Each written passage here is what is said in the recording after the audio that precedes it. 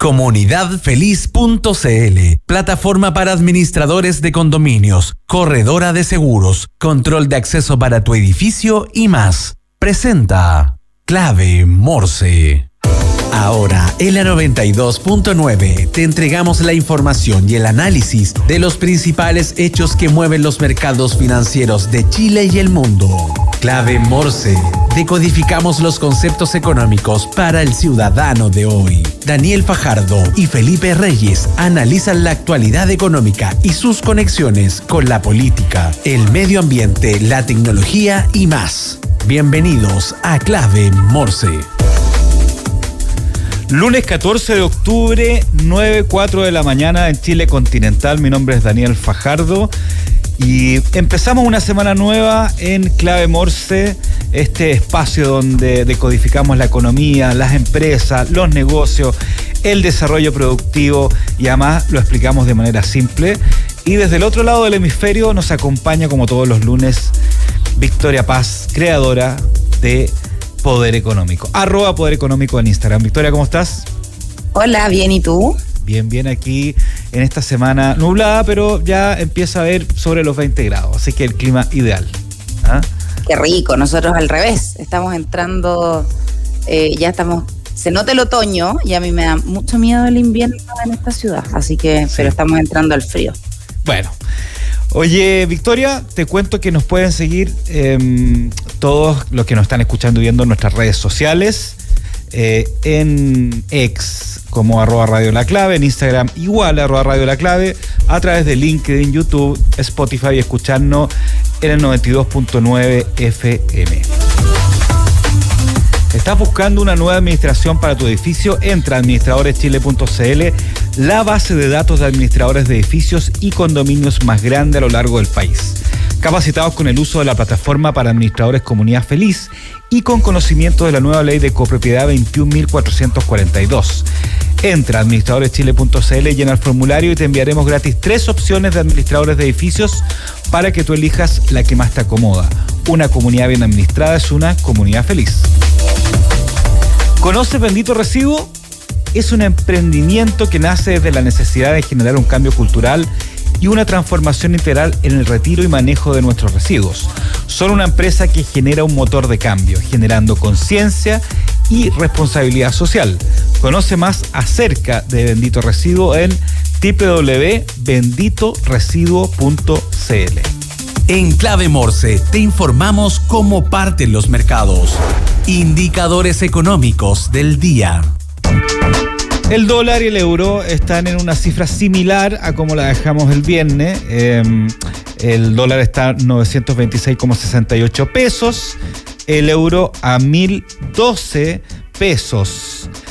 El cobre está en $4,41 la libra y la UF 37.950,62 pesos. Victoria, ¿algún comentario sobre esta cifra?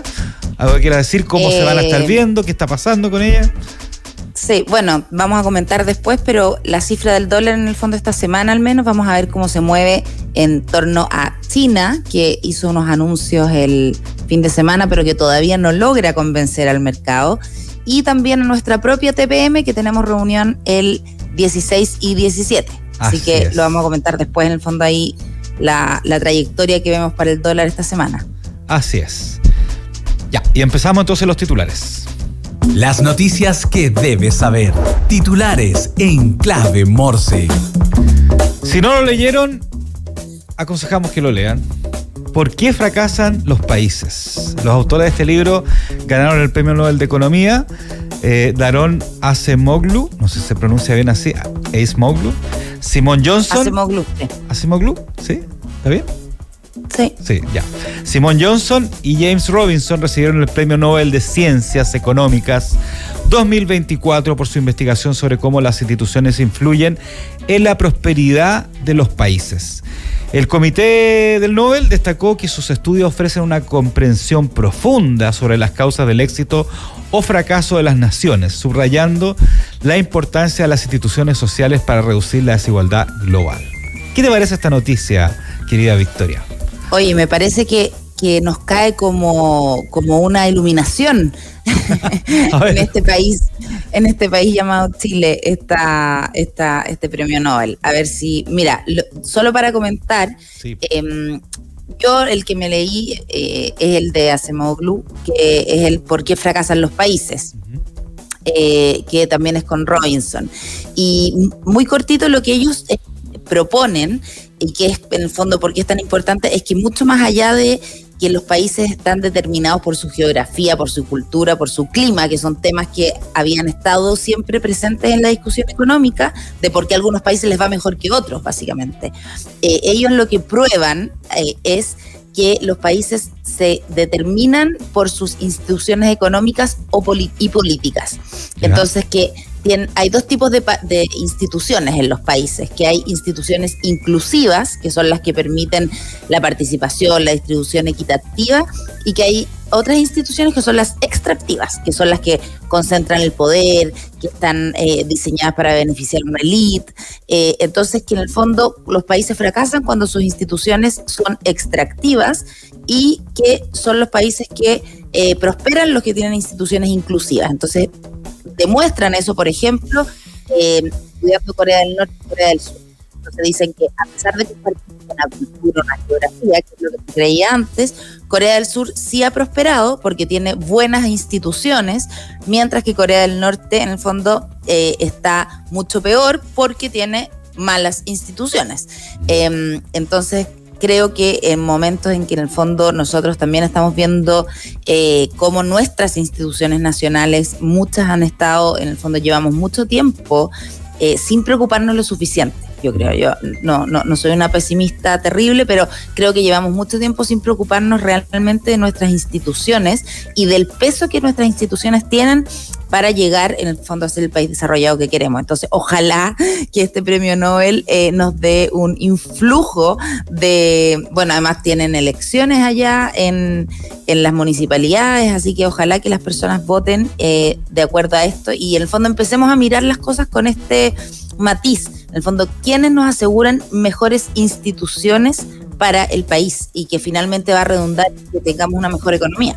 Sí, lo importante del libro, de este libro, es que justamente como tú dices, lo que de alguna forma plantea es que cuando hay oportunidades para todos por igual, ¿no es cierto? O se generan las condiciones también de esa oportunidad en base a la institucionalidad, los países prosperan, a diferencia, como dices tú, cuando se generan cuando se tiene esta mentalidad extractivista de una élite, ¿no es cierto?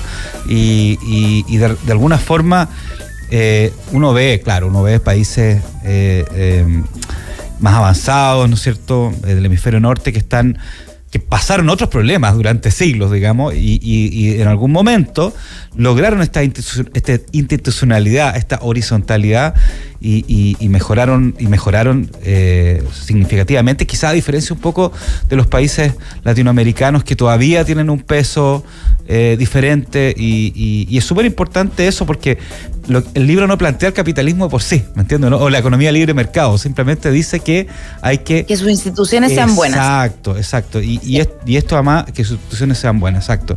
Y esto es re importante porque recordemos que esta semana se cumple 5 años del estallido social, que justamente el estallido social, independientemente de la tendencia política de cualquiera, independientemente de cómo se vea el estallido social de alguna forma habla un poco de eso también, de decir, oye, necesitamos que se empareje un poco la cancha acá. Sí, mira, la frase así como del libro, la frase de bronce del libro, es: las instituciones son los determinantes subyacentes tras el desempeño económico. Entonces, cuando uno empieza a mirar así, yo creo como pensar las instituciones, porque muchas personas piensan en las instituciones como la burocracia nomás, como esta montaña de trámites detrás de lo que tengo que hacer. Y entonces cuando uno empieza a mirar las instituciones como efectivamente lo que te empuja como país a tener mejor economía, a que esa economía se distribuya mejor y hacerla que te hace llegar como a estados superiores de desarrollo, quizás vamos a empezar a mirar con más profundidad las instituciones y quienes las componen y las reglas que tienen, y en el fondo empezar a vincularlo con lo que queremos como país, que no es solamente burocracia ni personas ahí detrás en el fondo haciendo las cosas más lentas, sino que son finalmente las que determinan que podamos avanzar. Así que yo creo que nos llega en un buen momento, a ver si nos da una inspiración. Con todo lo que está pasando además en el país, ¿no es cierto? Victoria, te cuento otra noticia antes de ya empezar el comentario propiamente tal tuyo de los lunes, que una nota súper buena que está en el DF hoy día dice que, Diario Financiero, que las empresas de la construcción han recortado hasta el 75% de su personal en los últimos 5 años por la crisis del sector. La crisis en que está envuelta la industria de la construcción ha golpeado distintas aristas a nivel país. El empleo, como dice este artículo, es una de ellas. Según datos de la Cámara Chilena de la Construcción, agosto de este año existían 729.000 empleados en el rubro, una cifra significativamente menor a la de los años anteriores. En noviembre del 2019, por ejemplo, la industria alcanzó un pic de 803.000 trabajadores, lo que refleja una pérdida de más de 74.000 puestos de trabajo. Y hablo un poco claramente de cómo ha afectado esto y quebrado incluso muchas pequeñas y medianas empresas del ámbito de la construcción, porque recordemos que a veces nosotros, claro, hay empresas de la construcción grandes que han tenido problemas, pero tienen espaldas financieras, pero esas empresas trabajan a veces con un montón de empresas pequeñas, medianas, que algunas simplemente han colapsado. Sí, bueno, llevamos viendo varios años el rubro de la construcción muy complicada. En el fondo empezó con temas de la pandemia, después con las tasas de interés tan altas, el rubro de la construcción se ve muy afectado. ¿Por qué? Porque en el fondo ellos funcionan mucho en términos de piden prestado para construir, para hacer los trabajos, y después en el fondo cuando les pagan su crédito, ¿verdad? Claro. Entonces con las tasas de interés, como subieron tanto, por distintos factores, entre ellas la inflación, pero también por las tasas largas, etcétera, han tenido mucho menos acceso al crédito, y por eso en el fondo han estado en conversaciones con el gobierno, pero principalmente les ha costado mucho y hay muchas quiebras que han sucedido por la falta de liquidez que ha visto enfrentado el sector. Tal cual. Ya, Victoria. A ver, en este análisis... ¿Por dónde partimos? Hay tanta cosa. ¿Partamos por el extranjero? ¿Partamos por China? Partamos por China. Mira, partamos por el dólar para revisar qué es lo que está afectando al dólar esta semana.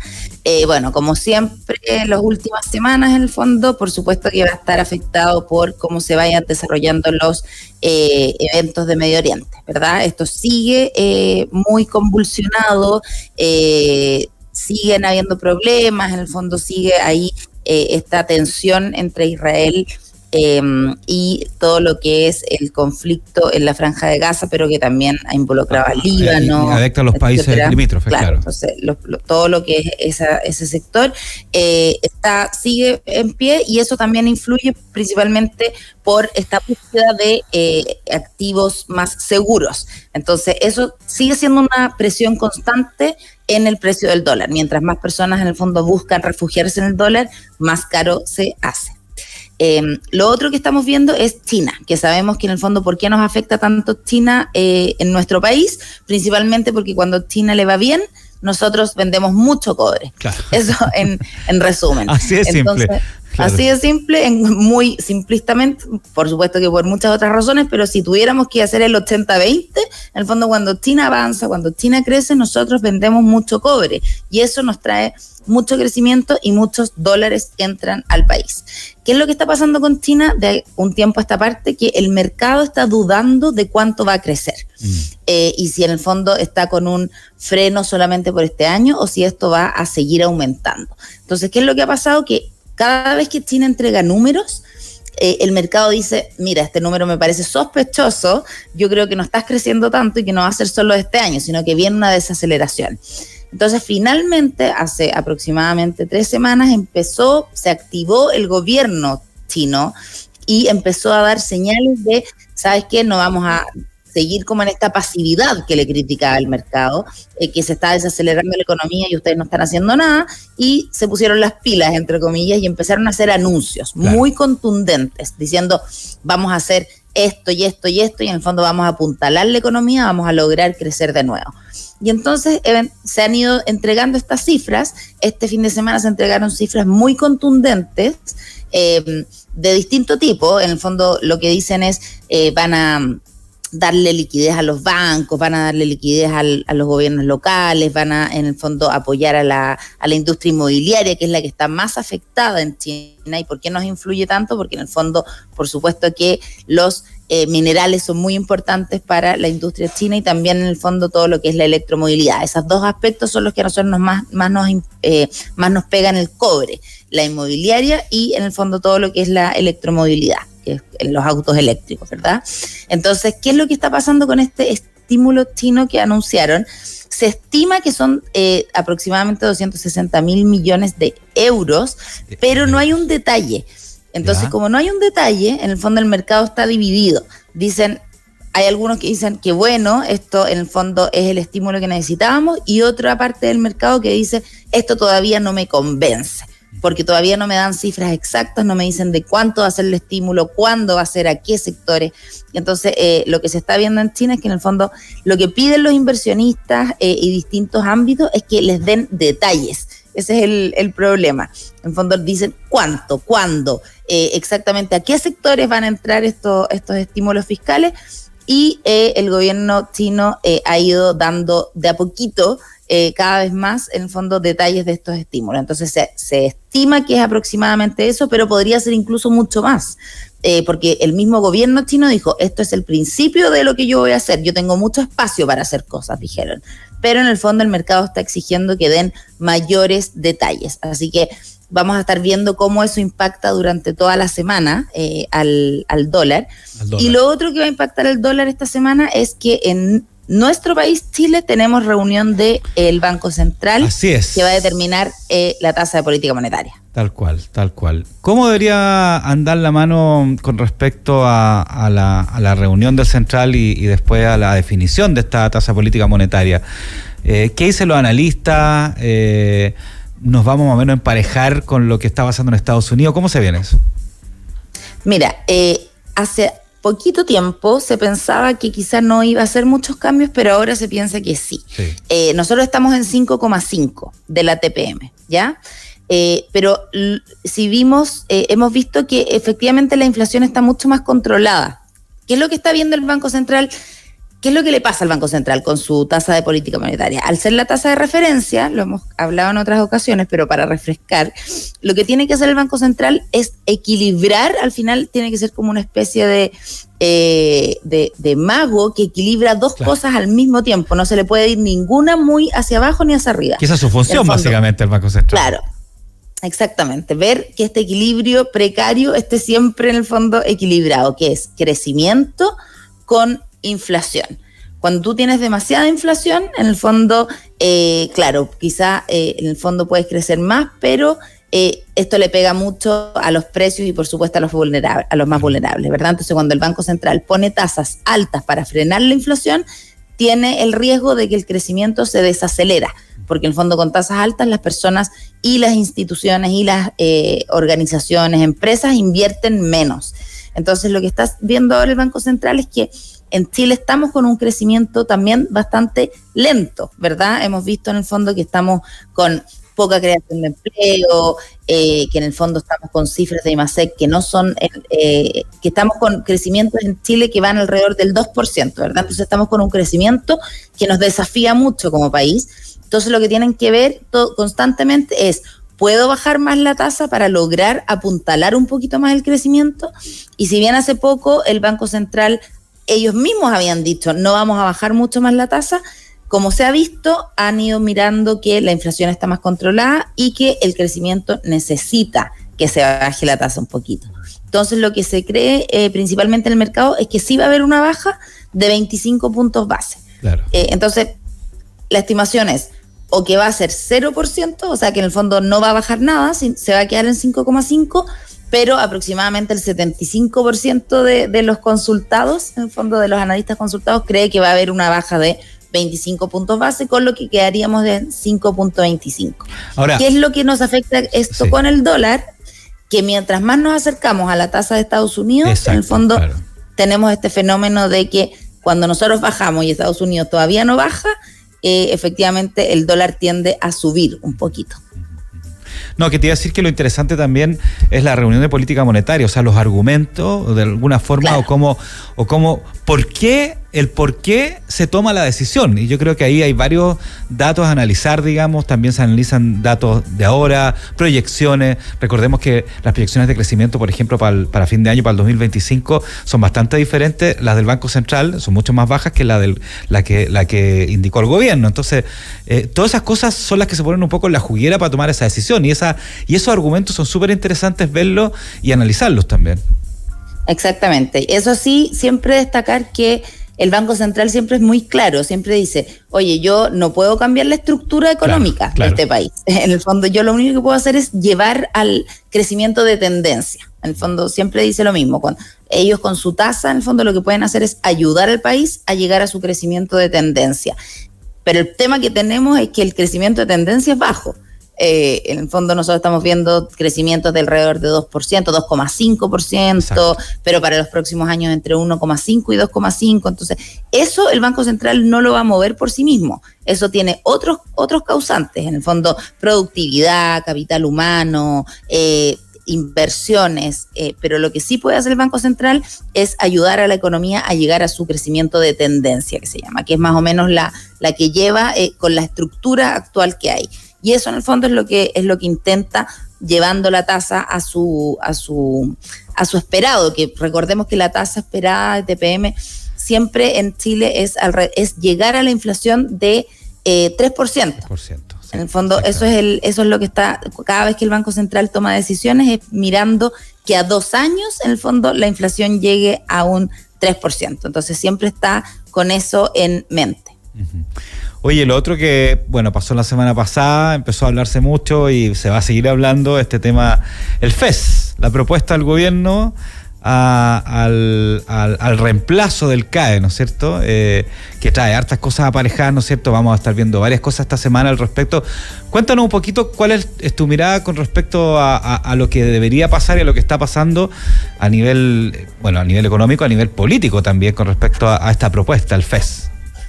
Mira, sí, de todas maneras, no sé si lo revisaron la semana pasada, me imagino que sí, que esta semana va a ser también tema de tus programas, porque el CAE, nuevo FES, en el fondo va a ser tema mucho estas semanas, precisamente porque tiene que ir a discusión, y lo ideal es que llegue con un acuerdo más o menos establecido previo, ¿verdad? Porque si se quiere que progrese, en el fondo, si llega al Congreso con mucho tema sin cortar, va a ser muy difícil su tramitación. Sí. Entonces me imagino que el gobierno está ahora muy activo, en el fondo, viendo cuáles son los aspectos que generan más dudas para poder subsanar esos aspectos antes de que entre en el fondo definitivamente, o que se puedan arreglar ahí durante la tramitación. Pero para verlo muy resumidamente, hay 2 grandes temas, ¿verdad? Uno es los deudores actuales, los que hoy tienen el CAE, y por el otro lado el nuevo sistema, que es este FES. Para los deudores actuales yo creo que está un poquito más claro el tema, y hay algunas cosas, pero yo creo que son más subsanables, y en el fondo lo que se ve es, por una parte, que las personas que todavía deben van a tener una condonación inicial, ¿verdad? En el fondo ahí está. Se dijo, dependiendo de su morosidad, de sus ingresos, etcétera, en el fondo va a haber una de su cuota total, en el fondo de la deuda total, les van a decir, mira, esto está condonado. Después, de lo que te queda, va a tener una condonación mensual para que les quede a todos una cuota entre el 1 y el 8% de su remuneración, que va a estar exento para todos aquellos que ganen menos de aproximadamente 500.000 pesos, ¿verdad? Y también va a haber, por pago anticipado, un 25% en el fondo de incentivos. Si tú pagas todo de una vez, también en el fondo hay otra condonación. Entonces, hay muchos incentivos a que las personas se pongan al día. Lo que es bueno, porque al final, si pensamos, también, desde que se anunció que iba a haber cambios en el CAE, el nivel de morosidad subió mucho. Sí. porque en el fondo siempre hay morosidad, mucha gente dijo, esto claro, van a condonarlo, así que ¿para qué lo pago? Exactamente, entonces, pero desde que anunciaron, claro, subió eso, entonces hay muchas personas que tienen que ponerse al día y que tienen que arreglar su situación, entonces eso por una parte va a ser un estímulo, un incentivo para que las personas se pongan al día, y también hay un reconocimiento, que es lo que también se había hablado mucho, para quienes ya pagaron el CAE, ¿verdad? Porque se decía que era muy injusto que quienes ya habían saldado su deuda, que habían pagado muchos años, en el fondo, eso, bueno, que bueno, gracias por haberme pagado, que les vaya muy bien. Entonces, en el fondo también hay un reconocimiento que finalmente tiene un beneficio tributario, que es una rebaja del impuesto global complementario, ¿ya? Entonces, en el fondo va a tener 4 UF anuales para las personas egresadas y 6 UF anuales para quienes no terminaron los estudios. Entonces van a tener este beneficio que al final el global complementario, que es lo que hace que tú pagues menos impuestos. Eso sí, claro, te afecta si es que tú estás en el tramo que paga impuestos. Exacto. Si estás en el tramo que no paga impuestos, esto en el fondo, este incentivo no te afecta mucho. Eso es uno de los temas que se ha hablado. El segundo sistema, que es el nuevo, en el fondo, ¿qué es lo que se dice? Que mientras tú estás en la carrera, no vas a pagar, ¿ya? Una vez que salgas de la carrera, vas a empezar a pagar dependiendo de tu renta, nuevamente entre el 1 y el 8%, y también van a estar exentos quienes sean menores, quienes tengan ingresos menores a 500.000 mensuales, mínimo, ¿ya? Exactamente. Entonces, esas personas va a ser una retribución, porque le llaman retribución, porque el ministro Marcel, de hecho, le llama un fondo, ¿cómo le llama? Ayúdame. Sí, no me acuerdo, pero tampoco. No, es un fondo rotativo, fondo revolvente, le llamó un fondo revolvente. ¿Por qué le llama un fondo revolvente? Porque en el fondo lo que se está tratando de sacar del fraseo es que no es un impuesto y no es un crédito. Entonces, si tú dices tienen que pagar cuotas, te lleva mentalmente a que el Estado te está dando un crédito. Entonces, por eso en el fondo le pusieron este nombre de fondo revolvente. Fondo revolvente, sí, tal cual, que se note de las contribuciones que van haciendo los egresados. Claro, entonces en vez de llamarle crédito y cuotas, se llama fondo revolvente y contribuciones. En el fondo, para dejar muy claro que la banca no está incorporada en este proceso, ¿verdad? Exactamente. Que es un tema también ahí entre el programa de gobierno y lo que le exigen sus bases al presidente Boric, en el fondo. Claro, y que además una de las promesas sacar del gobierno. A la banca. Exactamente. Victoria Paz. Entonces, muy corto, espérate. Dale. Ya, entonces, ¿cuáles son los 3 temas que yo te diría que hay mayor discusión y que se van a ver esta semana? 1, ¿qué pasa con las universidades y cómo les afecta, en el fondo, esta fijación de los aranceles? Que no es exactamente lo que es el arancel real, ¿verdad? Entonces, esa discusión va a estar muy presente. Y por otra parte, ¿cuál es la retribución de recursos? Porque tú tienes que pagar de acuerdo a la cantidad de semestres, ¿ya? Entonces, ¿qué pasa si tú hiciste mucho más semestres? En el fondo, tú solamente vas a pagar 20 años. Entonces, ahí hay un tema también que va a estar en discusión toda la semana y probablemente el próximo mes. Lo podemos revisar cómo va el próximo lunes también. Tal cual. Victoria Paz, se nos hizo corto, como siempre. Se nos hizo corto, pero esta vez se nos hizo más corto todavía. Nos pasamos un poquito, pero. Perdón, no importa, había demasiado tema. No importa, está buenísimo. Victoria Paz, fundadora de @Poder Económico, autora de Las Mujeres Invierten, junto a Fernanda Vicente desde Nueva York y además estudiando en Colombia. Muchas gracias por acompañarnos, como todos los lunes en Clave Morse. Un abrazo y que sea una excelente semana. Gracias a ustedes. Chao. Y a la vuelta de los comerciales vamos a estar hablando de lo que pasa al otro lado de la cordillera de los Andes. ¿Qué está pasando en Argentina? Con un invitado bastante especial y ya de la casa.